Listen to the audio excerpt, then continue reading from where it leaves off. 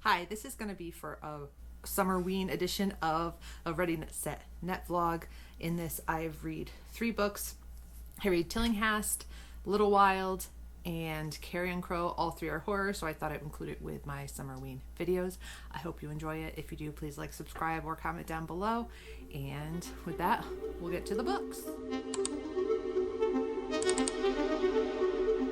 The first book I'm reading is Tillinghast. This one comes out June 23rd, and this one is about a vampire who doesn't like to be called a vampire, but he was a pastor back before he got changed into a vampire, and he's going back to the place where his roots were, where he lived with his family when he was mortal. He has a plan for what he wants to do, but it's not in the synopsis, I don't think, so I'm not going to tell you what that is. But, you know, he's not a happy vampire. He's like a Louis figure, a broody angel type guy, where he's not happy that he has to kill these people, but he doesn't have a choice if he wants to survive. So he's come back to where his roots are to carry through with the plan that he has. But then all of a sudden, this woman comes into his life that has his last name, kind of looks like him, has symptoms of possibly becoming a vampire, and so he has to deal with that, and it kind of throws his plan into a whirlwind, makes his plan not be able to happen anymore. And so yeah, he's a very empathetic character. I can definitely empathize with him. Like I said, this is kind of like a Louis situation where he's a vampire, but he's not happy he's a vampire, at least at this point in his vampiric life. And he is telling you about how he became a vampire and the stories about his past, but then also having chapters where we're in the present and he's dealing with the situation of this woman that has arrived in this town.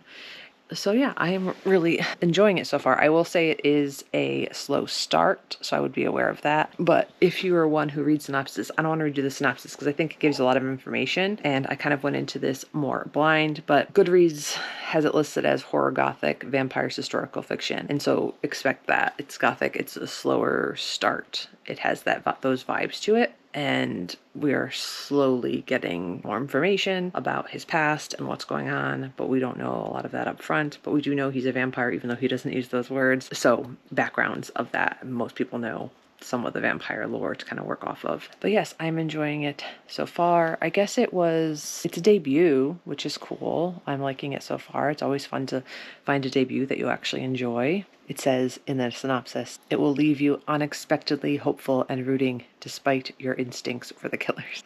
Love that. There's something I wanted to mention and now I can't remember. Oh, it's inspired by the real events of the New England vampire panic in the 19th century. So Tillinghast, the present timeline is actually in the present. It's in the in pretty much the present timeline, maybe late 20-teens. But it is set in New England, which is where I am. So there's mentions of Rhode Island, Connecticut, Massachusetts, etc. So that's kind of cool. I feel like I've been reading a lot of books that mention Connecticut lately, but makes sense. There's a lot of old history here as far as America goes. Go across the pond, their histories are much, much older than what we have here. Of course, this place has lots of history. It's just that, you know, as far as written down history. Anyways, sadly, I am going to DNF Tillinghast. I got about 65% of the way through, but the concept was really great for that. And I enjoyed the first little bit, and I thought it was interesting. And even though I was curious to see what would happen as we moved along in the story, I didn't care. And so at 65%, still didn't care, so I decided to cut my losses and DNF it, which makes me sad because I feel like the premise of that book was very promising for me. And, you know, I thought it was going to be like a Louis interviewee with the vampire sort of situation where he was not happy to be a vampire, and then this girl shows up in his life and he has to take care of her. I just didn't get attached to the characters. I didn't get invested in anything that was going on. And I thought the pacing was a little off, and the flashback / confessions that he was writing, I wasn't really interested in. I didn't really find them that interesting, so I decided to DNF with like 100 pages to go. Seems to be a pattern for me lately, but that's okay. That's okay. Arcs are tough because no one's reviewed them yet other than a few people, and you don't know whether or not they're going to be for you. So that one, sadly, even though it was a vampire story, can read the heck out of a vampire story, the writing just wasn't for me. So that's sad. so I DNF'd that one. My next arc is going to be Little Rot by Laura Evans, and I don't have the cover, so nothing to show you here. This one is a historical fiction. It's sapphic. It's about two girls. One of them is more well off than the other, but the other one, I think her name is Margaret. The one that is not well off lost her mother when she was young. She committed suicide, and her dad lives in a cabin and is sort of hasn't been able to function since losing his wife. And so she goes to live with the more well-off friend, and they sort of treat her like she's their daughter, but definitely more like a ward. They don't spend as much money on her. They don't send her off to school, to the boarding school that her daughter goes to, but they end up having a sapphic relationship together. Obviously, they need to hide this. This is historical fiction. And before the more well-off one, Jay, I forget what her name is, she goes, Joni maybe, goes off to college. They send her off on like this excursion in Europe and travel or have a gap time, I don't know. And so they're planning this whole party for her when she comes back before she goes to college. And the plan is for them to run off together. They think that she's going to college, but the two of them are going to run off together to be together secretly. And it says in the synopsis that they get caught. And then she has to go live in the cabin with her dad again. And then weird things start happening. I'm 18% of the way into this right now. And the other half of the sapphic pair, there's Margaret, and then there's the other half that starts with a J, and she hasn't even gotten back yet. They're still just planning for the party. So I'm liking the writing. We are getting flashbacks of them and their relationship and her history and stuff. So I'm still interested, actually. I do like the writing. I'm like, what's going on? Are we gonna get them together and get them found out so that we can get to the cabin and have weird things start happening? So yeah, it's definitely like a slow gothic-y kind of vibe to it. But so far I'm liking it. All that wordiness to say, I am making my way through that one. After that, I have at least one more I want to do in this vlog, maybe more. I have Carrion Crow and two more. We'll see how they go. If they go poorly and I end up DNFing them, I might do more than that. Anyways, I will see you later. It is Father's Day today, so we're busy. I am now 40% into Little Wild, and the yearning is present and accounted for. Our main character is definitely yearning for Joni, and she's coming back into the picture. She's coming back from her trip abroad and maybe not reacting to Margaret the way that she was hoping, and Margaret is kind of spiraling. We are now getting to the point where she's been kicked out and she is in the cabin, so we are on the second half of that now. So I am curious to see what happens. It's pretty low plot so far. It's very gothic-y, has a very gothic-y feel to it, very low plot so far, but I am liking the writing. Some of it's a little bit purple prosy for me, where I'm like, this is a lot of words with very little content in the words, but I'm not hating it. It's just, I think that some people aren't really going to like this. So if you don't like a low plot, gothic-y kind of book, this may be tough for you, but we'll see. We'll see what happens. I will say, I feel like Margaret kind of spiraled a little quickly when Joni came back, and I was like, why so quick? I think it's because she was just hyping this moment of seeing her again in her mind, that she was expecting something, and what she was expecting didn't exactly happen, but she didn't even give Joni like a chance to talk to her. She just like spun out of control super fast. Is this her mother's mental issues rearing their ugly head genetically, or is there something more going on? The first thing her father says when she gets back to the cabin is, we're gonna have to introduce you to the magpies, so that's interesting. We've learned more about Joni's family and some of the things going on there. Yeah, I'm still liking it. It's giving like 3.5 right now, but that could definitely change as things progress. I have finished Little Wild by Laura Evans. I have to say, at about 60%, I was, or 49, between 49 and about 75%, I was thinking of DNFing this. It is really it's well written, but there are definitely some pacing issues. It's very slow and meandering a bit, and I do think I do feel as if there were some pacing issues in the middle there especially, but the last 25% got me rehooked in again, and I really liked it. I don't think it completely came together for me, but I did end up enjoying it. I'm trying to think what I should rate it. I think maybe, I feel like 3.25 is like the perfect rating for me with this one. So that's probably what it's going to end up being. But I will say I was struggling in the middle there and considering DNFing and giving it 2.5 or 2 star. And so I will say that it did get better towards the end for me. So that was good. Margaret is an interesting character. She's very morally gray, and you don't really know whether to root for her or to chastise her or any of the above. And that's kind of an interesting thing about this book. And like Joni's not that great either. And they're just like normal, sort of, not really normal, but girls. And I wouldn't really call this horror at all. There is nothing really horror-like about this. There's no sense of foreboding, in my opinion. There's nothing really horrifying about it other than maybe one thing that I can't tell you about towards the end, but still even that happens off page, I guess, and we don't really get anything horror. So I wouldn't go into this thinking that it is horror. I would go into it thinking it is more historical fiction with some witchy aspects to it. Yeah, I would call this more historical horror with some witchy supernatural aspects in it, but those parts take a backseat to the more atmospheric writing, gothic vibes. I mean, I really like the magpies. I really wish we got more of her mom, stories of her mom, and how that all came together, what the relationship of her mom was to Joni's mother. And I thought there was a lot of slowness in the middle there, where at the end it sort of wrapped up kind of more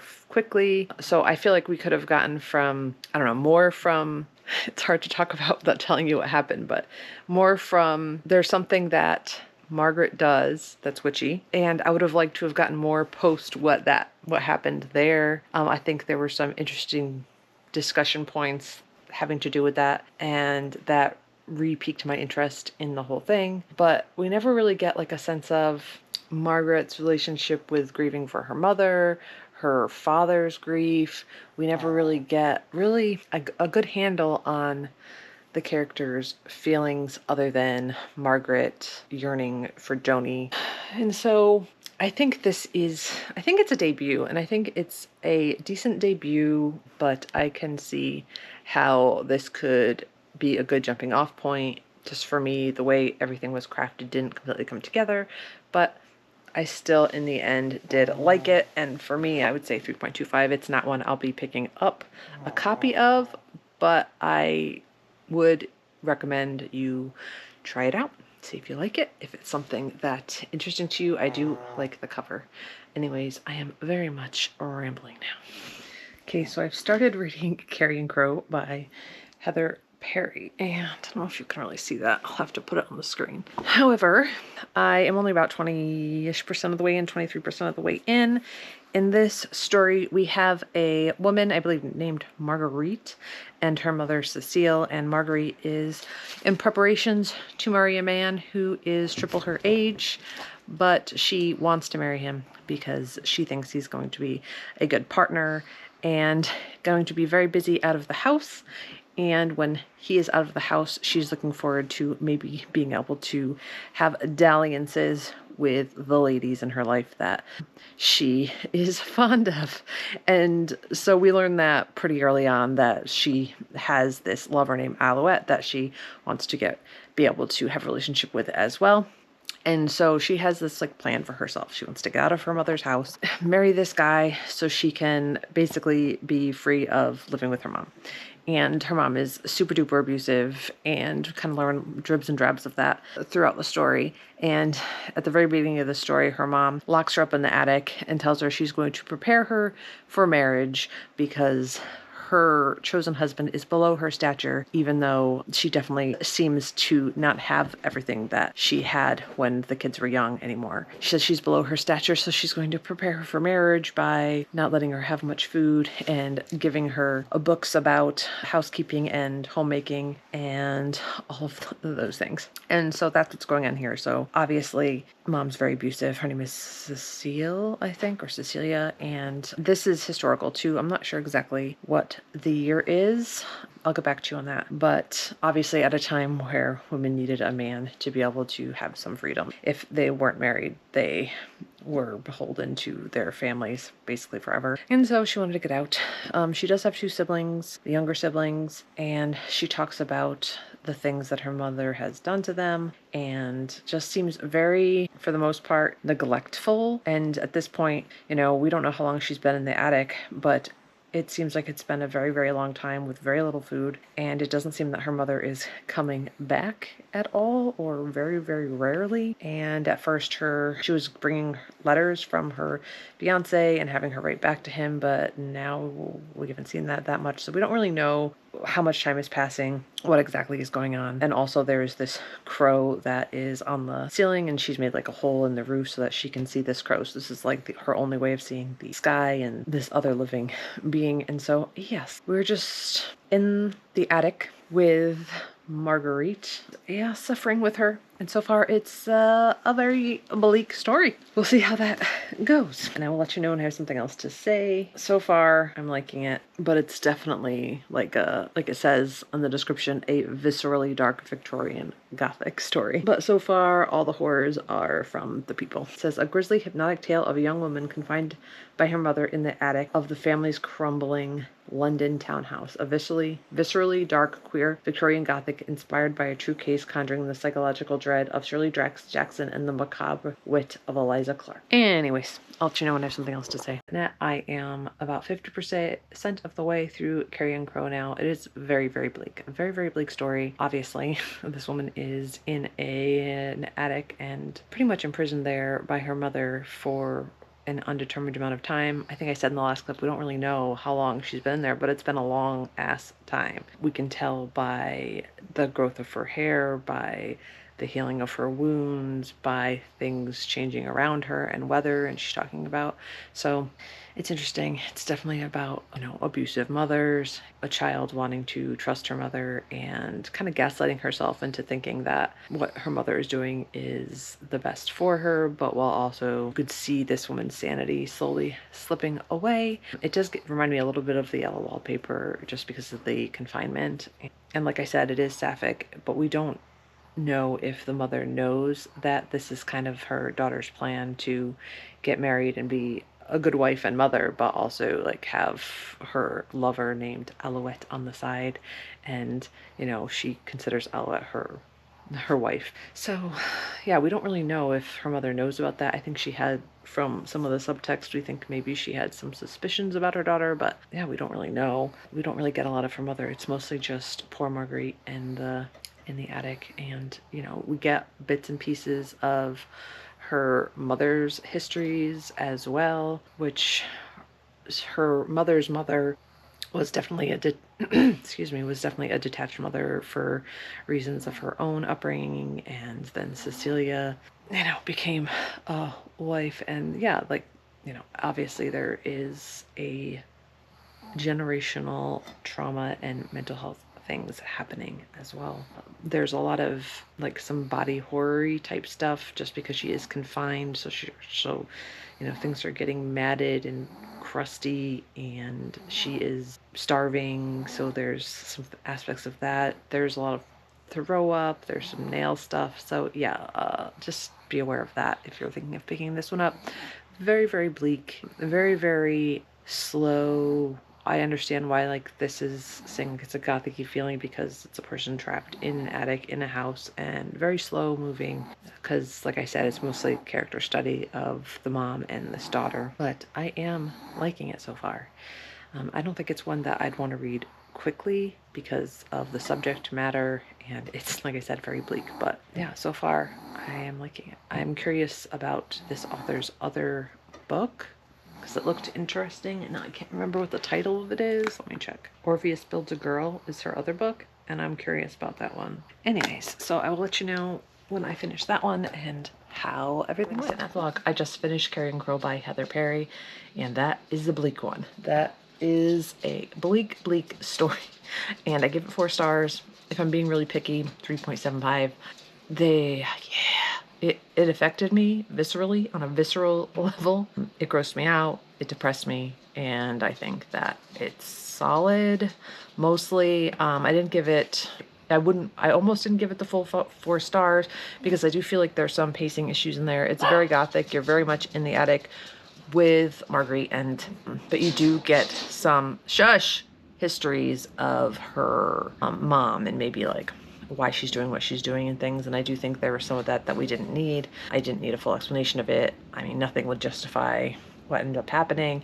So like, I don't mind getting some of the history, but I don't really think we needed it as much as we got. And like I said, nothing is gonna justify what happened. So yeah, I mean, generational trauma, you know, that adds a little bit into it because you are getting some of those little bit of answers kind of, but I didn't think I needed it as much. The parts where you're in the attic are really the parts that are effective and bleak. Like I said in my review on Goodreads, I wrote, abandon hope all who open this book, because if you're not down for sad, gothic, depressing, you're not gonna like it. If you liked, I would say, like, if you liked The Lamb, I would compare it to The Lamb and Where It Ends. Stop it! I would compare it to these books. Both of these are bleak. Both of them give you no hope and no happiness, and it's all bleak, all depressing all the time. The Lamb is more modern, but it doesn't feel that way because you're out in a cabin, abandoned cabin. There is cannibalism, and there's also sapphic in here, sapphic stories in here. Sapphic stories, sapphic elements in here. There are sapphic elements in here. This is also bleak and awful and depressing, and I would definitely compare these two to those books, to Carry On Crow. So if you liked these two, you might like that one. I didn't like, these were both 5 stars for me, so I didn't like them quite as much as this. Didn't quite get to that level for me, but I did enjoy it. So I would recommend giving it a shot. So that is the 3rd book I have read for this Ready Set Net vlog. I'm not quite sure if I'm going to do any more before I end up posting this. I think so. I think I'm gonna do maybe 2 more. I have 2 for July, so maybe I'll just wrap those all up into this one. Yeah, I'll let you know what I decide. That will be it for the video today. I hope you enjoyed it. If you did, please don't forget to like and subscribe and comment down below. It was an interesting one, lots of horror, and of course, happy Summerween.